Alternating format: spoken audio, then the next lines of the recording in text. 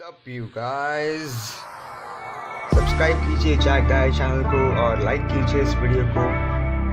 आज हम देखेंगे अनबॉक्सिंग एक मेंस लॉकेट का विच इज़ ब्लैक कलर का वुल्फ टूथ लॉकेट और ऐसे कोई बॉक्स में आता है ये। सो चलिए इसे अनबॉक्स करते हैं।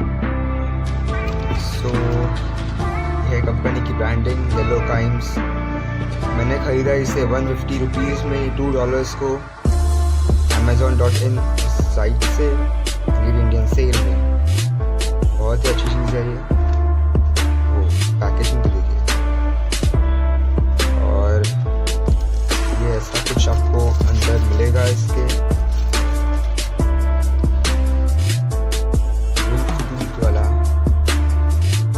लॉकेट, चलिए इसे निकालते हैं। ये है वुल्फ टूथ का लॉकेट।